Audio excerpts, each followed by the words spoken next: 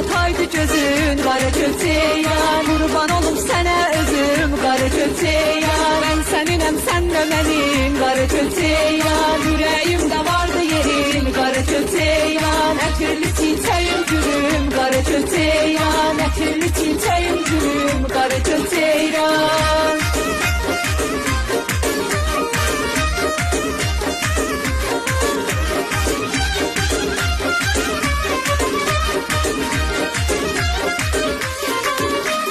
Saçları var hərük hərük, tökülüb göz üstə.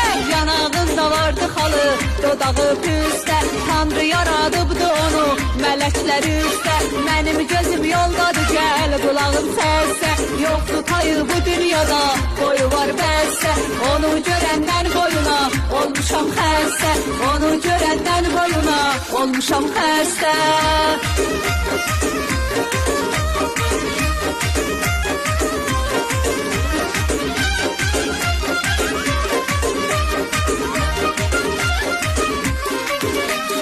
Göydəki yağış da bilir, sevirəm səni. Qanadı vuran quş da bilir, sevirəm səni. Əsən küləklər də bilir, sevirəm səni. Göydə mələklər də bilir, sevirəm səni.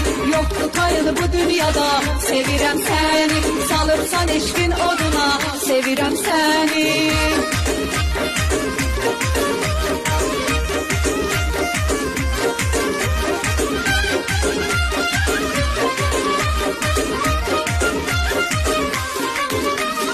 Ulduzlar ataydı gözün qara köçeyan. Qurban olum sənə özüm qara köçeyan. Mən səninəm, sən də mənim qara köçeyan.